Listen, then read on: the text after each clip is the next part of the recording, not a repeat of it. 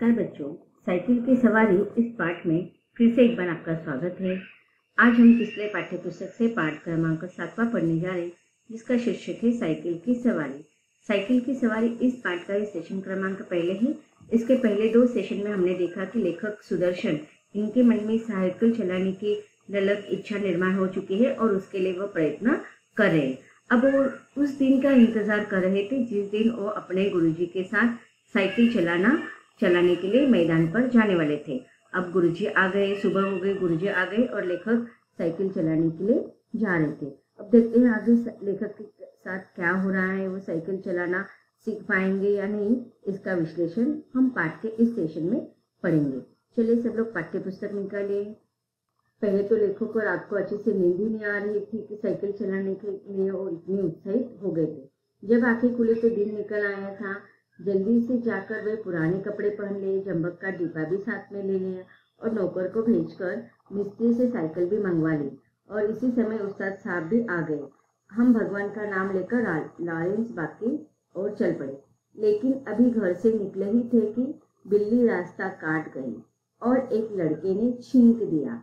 क्या कहे हमें कितना क्रोध आया उस नामुराद बिल्ली पर और उस शैतान लड़के पर, मगर क्या करते, दांत पिसकर रह गए।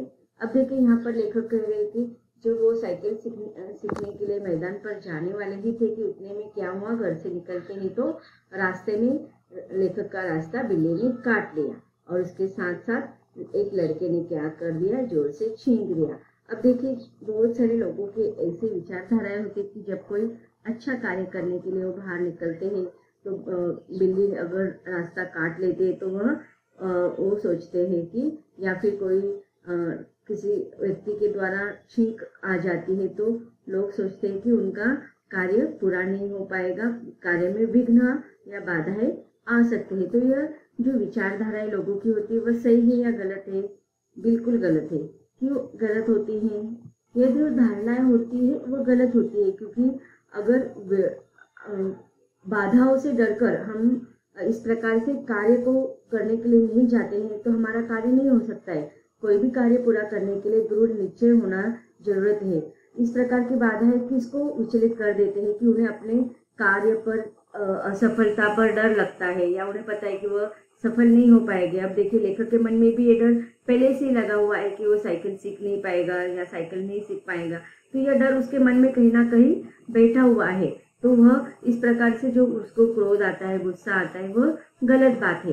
अब देखिए वो तो जो जानवर होते हैं उन्हें पता भी नहीं होता है, वो तो अपने अपने राह से चले हो जाते हैं। अगर उन्होंने कभी ऐसा सोचा कि मनुष्य भी उसका रास्ता काट रहा है तो उसके कार्य नहीं हो पाएंगे, नहीं। हर कोई अपने अपने काम से जाता है, उनके मन में तो कुछ ये भावनाएं भी नहीं होती, भावनाएं तो हमारे अंदर होती है। तो इस प्रकार की जो अंधश्रद्धा से युक्त बातें होते, विचारधाराएं होते, वो हमें उचित नहीं, उन धारणाओं की तरफ हमें ध्यान नहीं देना है, बल्कि हमें हमारे अंदर के दृढ़ विश्वास को जागृत करना है। हमारी मेहनत पर हमें विश्वास होना चाहिए और हमारी मेहनत और दृढ़ विश्वास पर ही हम सफलता प्राप्त कर सकते हैं। सफलता कौन नहीं प्राप्त कर सकता है? अगर देखो एग्जाम के समय हमें इस प्रकार के बहुत सारे उदाहरण दिखाई देते हैं कि किसी प्रकार का अनहोनी हो जाता है तो परीक्षा में पेपर जो होता है वो कठिन जाता है। लेकिन जो बच्चे अच्छे से पढ़ाई करते तो उनको ये बाधा या उन धारणाओं को नहीं मानते। धारणा कौन मानते हैं? इस प्रकार के जो उनके अंदर वो क्षमता नहीं होती है, जो जिस कार्य के लिए वो जा रहे उस कार्य को जैसे कि एग्जाम में बच्चे जा रहे हैं तो उनको पता है कि उन्होंने पढ़ाई नहीं की तो उनके मन में ये डर लगा रहता है। लेकिन जो पढ़ाई करते हैं, जिन्हें अपने आप पर विश्वास होता है, वो इस प्रकार की धारणाओं की तरफ ध्यान नहीं देते हैं। तो अब देखिए लेखक को गुस्सा आता है तो यह बात गलत बात थी। एक बार फिर भगवान का पावन नाम लिया और आगे बढ़े। जब बाजार में पहुंचकर देखा कि हर आदमी हमारी तरफ देख रहा है, मुस्कुराता है। अब हम हैरान थे कि बात क्या है।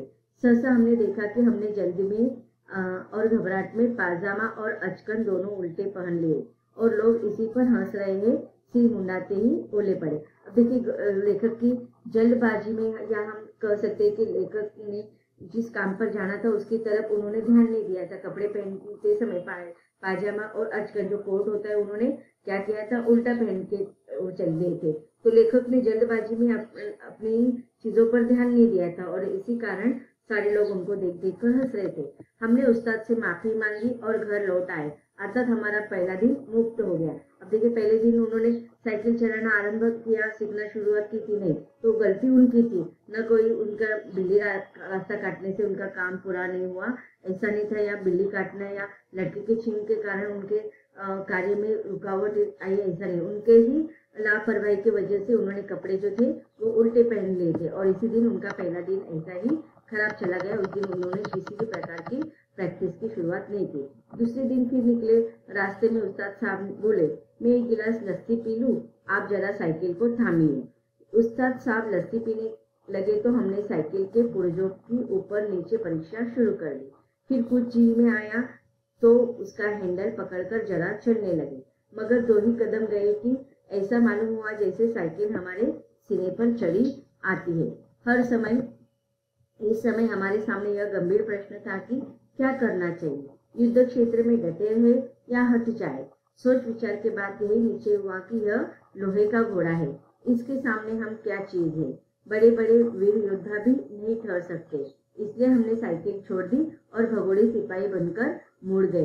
अब देखिए, यहाँ पर दूसरे दिन का प्रसंग है कि उनके उस्ताद जी अर्थात गुरुजी लस्सी पीने के लिए जाते हैं और उस समय लेखक सोचते हैं कि चलो वो कुछ प्रैक्टिस कर ले, और उस समय जब वो देखते हैं कि साइकिल चलाना उन्होंने आरंभ कर लिया, लेकिन हैंडल पकड़ने के बाद उन्हें थोड़ा आगे क्या करना चाहिए इस समझ में नहीं आ रहा था। साइकिल उनके ऊपर थोड़ा ज्यादा वजनदार हैवी होने के कारण उनको आगे किस प्रकार का साइकिल सीखने का तरीका क्या है उनको समझ में नहीं आता, इसलिए वह ऐसे ही आगे बढ़ जाने के बजाय वो रुक जाते हैं।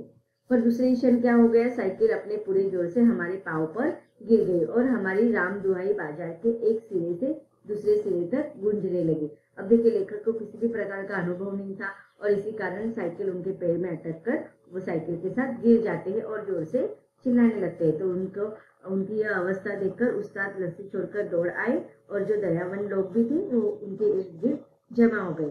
सबने मिलकर हमारा पाँव साइकिल से निकाला। भगवान के एक भक्त ने जंबक का डिब्बा भी उठाकर हमारे हाथ में दे दिया। दूसरे ने हमारी बगलों में हाथ डालकर हमें संभाला और सहानुभूति से पूछा, चोट तो नहीं आई, जरा 2-4 कदम चले, नहीं तो लहू जम जाएगा। अब देखिए, दूसरे दिन क्या हो गया, उनके साथ क्या दुर्घटना हुई, उसका वर्णन यहाँ पर लेखक ने किया है। इस तरह दूसरे दिन हम हमारी साइकिल दोनों अपने घर से ही थोड़ी दूर पर जख्मी हो गए। हम लंगड़ाते हुए घर लौट आए और साइकिल ठीक होने के लिए मिस्त्री की दुकान पर भेज दी। तो इस प्रकार दूसरे दिन दुर्घटना के कारण लेखक को भी चोट लगी थी और साइकिल भी नादुरुस्त हो गई थी, तो दुरुस्त करने के लिए लेखक ने मिस्त्री की दुकान पर भेज दिया। मगर हमारे वीर हृदय का साहस और धीरज देखिए, अब भी मैदान में डटे रहे। कई बार गिरे, कई बार शहीद हुए, घुटने तुड़वाए, कपड़े गड़वाए, पर क्या मजाल जो भी छूट जाए। 8-9 दिन में साइकिल चलाना सीख गए थे, लेकिन अभी उस पर चढ़ना नहीं आता था। कोई परोपकारी पुरुष सहारा देकर चढ़ा देता तो फिर दिए जाते थे। हमारे आनंद की कोई सीमा न थी। अब देखिए, लेखक ने क्या किया, 8-9-10 दिन में उन्होंने साइकिल चलाना सीख लिया, लेकिन उनको कठिनाई किसमें थी कि साइकिल पर चढ़ना उनको नहीं आता था। तो साइकिल पर चढ़ने के लिए उनको किसी की सहायता की, किसी की मदद की आवश्यकता होती थी। एक बार अगर किसी की सहायता लेकर वो साइकिल पर चढ़ देते थे तो आराम से बैठने के बाद वह साइकिल चला सकते थे। तो 8-9-10 दिनों में उन्होंने साइकिल चलाना शुरू कर दिया था। तो साइकिल चलाते समय उनको आनंद भी आ रहा था। सोचते थे, मार लिया मैदान हमने, 2-4 दिन में पूरे मास्टर बन जाएंगे, इसके बाद प्रोफेसर और इसके बाद प्रिंसिपल, फिर ट्रेनिंग कॉलेज और 3-4 रुपए मासिक। तिवारी जी भी देखेंगे तो ईर्ष्या से जलेंगे। तो इस प्रकार देखो, उन्हें लग रहा, अब उनको साइकिल चलाना आ रहा था, थोड़ा बहुत प्रैक्टिस उनको आ गई थी, लेकिन साइकिल पर बैठना नहीं आ रहा था और इसी के कारण वह इतना खुश हो रहे थे कि साइकिल चलाना तो आ रहा है। और वो देखो, अब उन्हें लगता है कि 2-4 दिन में और मास्टर बन जाएंगे, फिर प्रोफेसर, फिर प्रिंसिपल, फिर ट्रेनिंग कॉलेज खुलवा देंगे और महीने का उनको 300-400 रुपये आराम से मिल जाएगा। उस दिन उस्ताद ने हमें साइकिल पर चढ़ा दिया और सड़क पर छोड़ दिया कि ले जाओ, अब तुम सीख जाओ। अब हम साइकिल चला रहे थे, दिल ही दिल में फूले। अब हम साइकिल चला रहे थे और दिल ही दिल में फूले न समाते थे, अर्थात अत्यंतिक प्रसन्न हो जाते थे। मगर हाल यह था कि कोई आदमी 200 गज के फासले पर होता तो हम गला फाड़ फाड़ कर चिल्लाना शुरू कर देते, साहब जरा सा बाई तरफ हट जाइए। दूर फासले पर कोई गाड़ी दिखाई देती तो हमारे प्राण सूख जाते थे। उस समय हमारे मन की जो दशा होती थी उसे परमेश्वर ही जानता है। जब गाड़ी निकल जाती तब कहीं जाकर हमारी जान में जान आती थी। अब देखिए 10-12 दिन ही हुए होंगे ज्यादा से ज्यादा, लेखक को लगता है कि उसने सब मैदान जीत लिया। लेकिन जब कभी इस प्रकार की समस्या आ जाती थी तो उनको उस समय उनका जी घबरा जाता था, उन्हें समझ में नहीं आता था क्या करना है। अर्थात उन्हें अभी भी साइकिल सीखने के लिए बहुत ज्यादा दिन लगने वाले थे। सहसा सामने से तिवारी आते दिखाई दे।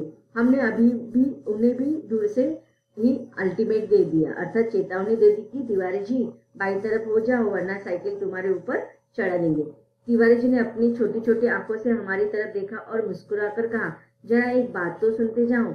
हमने एक बार हैंडल की तरफ और दूसरी बार तिवारी की तरफ देखकर जवाब दिया, इस समय बात सुन सकते हैं, देखते नहीं हो साइकिल पर सवार हैं। तिवारी जी बोले, तो क्या जो साइकिल चलाते हुए किसी की बात नहीं सुनते हैं? बड़ी जरूरी बात है, जरा उतर आओ। हमने लड़खड़ाते हुए साइकिल को संभालते हुए जवाब दिया, उतर आए तो फिर चढ़ाएंगे कौन, और अभी चलाना सीखा है, चढ़ना नहीं सीखा है। तिवारी जी चिल्लाती रह गए, हम आगे निकल गए। अब देखिए यहाँ पर उनको तिवारी जी कुछ सूचनाएं देना चाहते होंगे, लेकिन वो वहां पर रुकने के लिए तैयार नहीं थे। अब उस समय उनको रुकना चाहिए था, शायद वो और आगे की उनको कुछ बातें समझाना चाहते थे कि किस प्रकार से साइकिल इस प्रकार की समस्या आ जाती तो हमें किस प्रकार से उस पर साइकिल पर हमें ताबा मिलाना होगा, या साइकिल को चलाते समय हमें कौन कौन सी सावधानी को बरतना है, ये सारी चीजें उनको समझाने वाले होंगे शायद। लेकिन उन्होंने यह बात नहीं समझी। उनको लगता है अगर मैं साइकिल चलाना सीख गया लेकिन मुझे साइकिल पर चढ़ाना नहीं आता है, इसलिए वो रुकने के बजाय चले जाते हैं। तिवारी जी चलते रह गए, हम आगे निकल आए। इतने में सामने से एक तांगा आता दिखाई पड़ा। हमने उसे भी दूर से डांट दिया, बाई तरफ भाई अभी नहीं चलाने वाले हैं। तांगा बाई तरफ हो गया। हम अपने रास्ते चल जा रहे थे, एकाएक पता नहीं घोड़ा भड़क उठा या तांगे वाले को शरारत सूझी, जो भी हो तांगा हमारे सामने आ गया। हमारे हाथ पांव फूल गए। जरा सा हैंडल घुमा देते तो हम दूसरी तरफ निकल जाते, मगर समय बुरा आता है तो बुद्धि पहले ही भ्रष्ट हो जाती है। उस समय हमें ख्याल ही नहीं आया कि हैंडल घुमाया भी जा सकता है। फिर क्या था, हम और हमारी साइकिल दोनों ही तांगे के नीचे आ गए और हम बेहोश हो गए। तो देखो इस प्रकार लेखक के साथ दुर्घटना हो जाती है।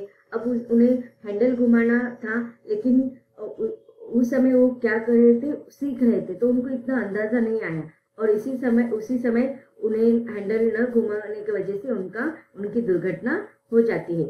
जब हम होश में आए तब हमने अपने घर में थे और हमारी देह पर कितनी ही पट्टियां बंधी थी। हमें होश में देखकर श्रीमती जी ने कहा, क्यों अब क्या हाल है? मैं कहती न थी साइकिल चलाना न सीखो। उस समय तो किसी की सुनते ही न थे। हमने सोचा लाओ सारा इल्जाम तिवारी जी पर लगा दे और आप सब बच जाए। बोले यह सब तिवारी जी की शरारत है। अब देखिए पत्नी उनको समझाती है फिर से कि बताया था ना मत सीखो, फिर भी तुमने नहीं सुनी।